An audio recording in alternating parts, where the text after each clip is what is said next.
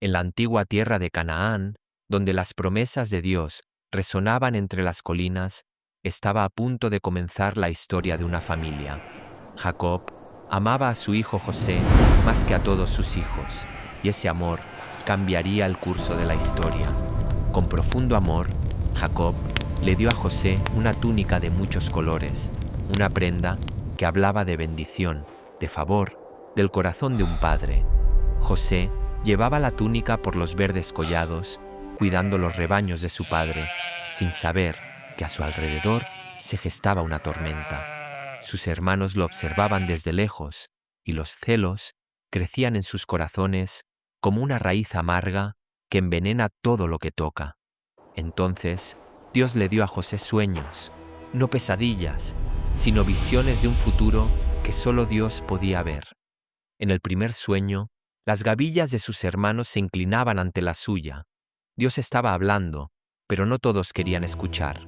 En el segundo sueño, el sol, la luna y 11 estrellas se inclinaban ante José. Hasta los cielos proclamaban su destino. Cuando José compartió sus sueños con sus hermanos, el odio de ellos ardió más que el sol de Canaán.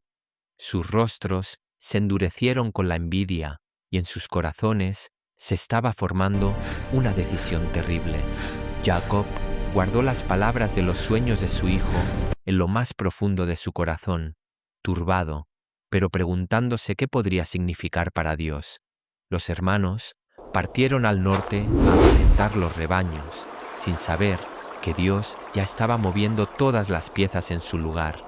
Jacob envió a su amado José tras ellos, un acto de pura confianza que le costaría a los dos todo, por un tiempo. José caminó fielmente por el desierto, siguiendo la instrucción de su padre, llevando consigo únicamente su túnica y su integridad. Un extraño señaló a José hacia el norte, en dirección a Dotán, un simple gesto de guía tejido en el tapiz divino. José vio el valle de Dotán extenderse ante él, sus hermanos y sus rebaños en la distancia, y su corazón se llenó de alegría. Pero cuando los hermanos lo vieron venir, no vieron a un hermano amado, vieron a un soñador que necesitaba ser silenciado. Conspiraron juntos, con voces bajas y oscuras, y la palabra soñador se convirtió en un arma en sus bocas. Solo Rubén vaciló, su conciencia como una llama pequeña y temblorosa que no sería suficiente para detener lo que se avecinaba. Cuando José llegó hasta sus hermanos con una sonrisa de bienvenida, unas manos lo aferraron y su mundo se derrumbó en un instante. Arrojaron a José a una cisterna seca y su voz resonó hacia arriba, hacia un círculo de cielo que parecía imposiblemente lejano. Pero Dios estaba mirando. Incluso aquí, en la oscuridad del pozo, José no había sido olvidado. Una caravana de mercaderes apareció en la distancia y en los ojos calculadores de Judá comenzó a formarse un plan diferente. Vendieron a su hermano por 20 piezas de plata y se dijeron a sí mismos que era misericordia.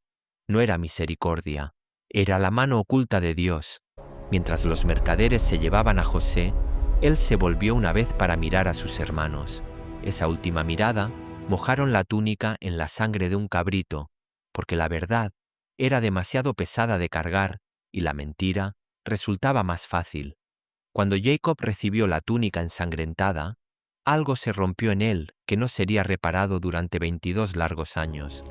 Lloró a su hijo como solo un padre puede llorar, con el dolor que no tiene fondo, ni orilla, ni fin a la vista. Jacob se negó a ser consolado, porque el consuelo, mientras tanto, muy al sur, el joven, desechado por sus hermanos, estaba llegando a la civilización más grande de la tierra. José caminó encadenado por las calles de Egipto, mirando hacia arriba con asombro ante un mundo completamente diferente a todo lo que había conocido. En el mercado de esclavos de Egipto, Potifar, capitán de la guardia del faraón, vio algo en José que otros no podían ver.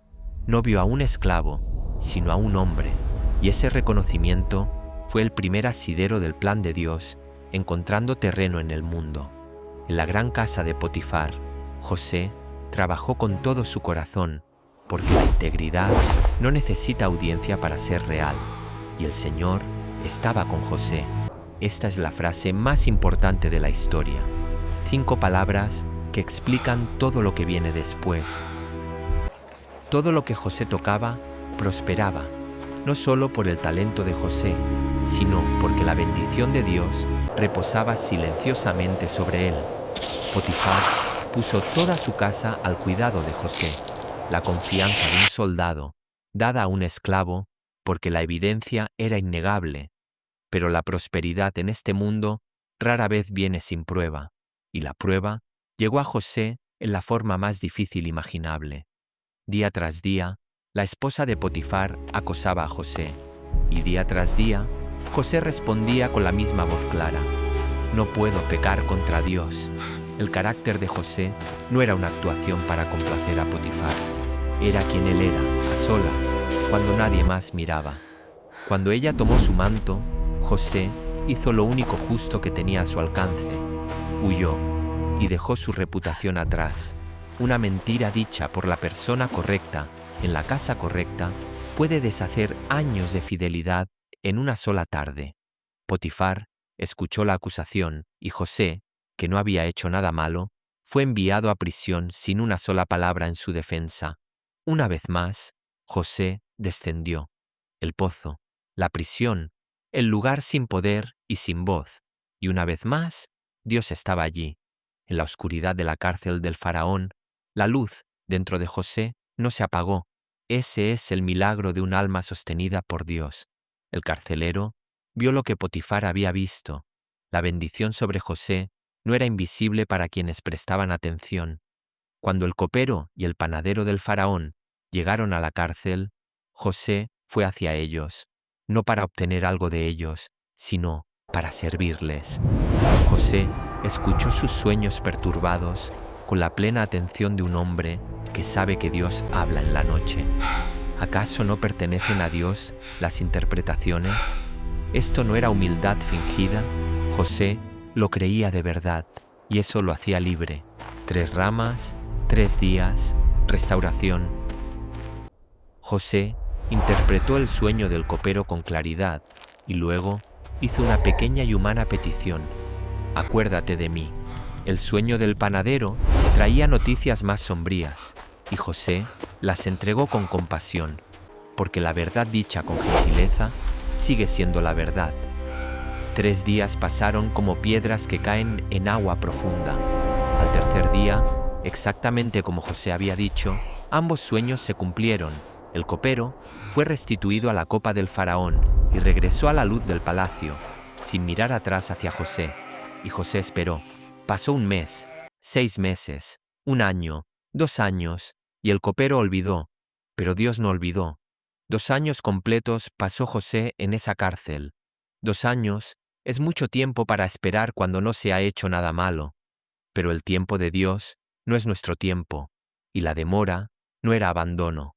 La demora era preparación. Lejos, en el palacio, el faraón durmió, y en su sueño, Dios puso 2 visiones que sacudirían al reino más grande de la tierra. 7 vacas gordas, 7 vacas flacas, 7 espigas llenas, 7 marchitas. El significado llamaba a la puerta de Faraón en la noche. Por la mañana, los hombres más sabios de Egipto se reunieron y ninguno de ellos pudo decir lo que los sueños significaban. La orden real salió del trono del faraón y las puertas de la prisión que habían retenido a José por años se abrieron para dejarlo ir. Lo afeitaron, lo vistieron de lino, lo llevaron ante el hombre más poderoso del mundo. José respiró y estuvo listo. Cuando el faraón miró a José, hizo la pregunta que Dios había estado esperando que alguien hiciera. ¿Acaso podemos hallar un hombre con el Espíritu de Dios? No está en mí. Dios le dará al faraón una respuesta de paz. Esto no era una fórmula diplomática. José lo decía de corazón. 7 años de abundancia, 7 años de hambre. Dios le estaba dando a Egipto y al mundo una sola oportunidad de prepararse. Y aquí estaba el hombre para lograrlo. El faraón vio en José lo que todo líder espera encontrar y casi nunca encuentra. Sabiduría que viene de una fuente más allá de lo humano. 30 años, 13 años después del pozo, del mercado de esclavos, de la prisión, José entró en el destino que Dios siempre había guardado para él. En Canaán, el padre de José, Jacob, miró sus menguantes provisiones y a su familia hambrienta, y dijo lo único que quedaba por decir: «Id a Egipto». Los 10 hermanos emprendieron el camino al sur, sin saber que el hombre que tenía sus vidas en sus manos era el hermano que habían vendido. Llegaron a las puertas de Egipto, pastores cananeos en la nación más grande de la tierra, y fueron llevados ante el gobernador. Cuando se postraron con sus rostros en tierra ante José, el primer sueño de 30 años atrás se hizo real ante sus ojos. José los reconoció de inmediato, 22 años mayores, pero reconocería a sus hermanos en cualquier parte, y ninguno de ellos lo reconoció a él. José se apartó de ellos y lloró, en privado, completamente, con el llanto de un hombre que finalmente ha visto el rostro del hogar. Los hermanos regresaron a Canaán con grano, pero sin Simeón, cargados con el peso de cosas que aún no comprendían. José miró a sus hermanos a través de la mesa y por primera vez pudo ver la forma de toda la historia que Dios había estado escribiendo. Lo que ellos habían tramado para mal, Dios lo había estado convirtiendo en bien todo el tiempo, con una paciencia y una habilidad que la sabiduría humana no puede igualar. La historia de José no termina aquí. La restauración está llegando. La verdad está llegando. Las lágrimas de alegría están llegando. Pero incluso en este momento, antes de la revelación completa, una verdad permanece innegable. Dios tenía un plan. Dios siempre tuvo un plan. Cuando el mundo te arroja a un pozo, cuando la injusticia te aplasta, cuando la espera parece interminable, recuerda a José. Recuerda que Dios ve toda la historia cuando tú solo puedes ver tu página, y Él está obrando, siempre obrando, para tu bien.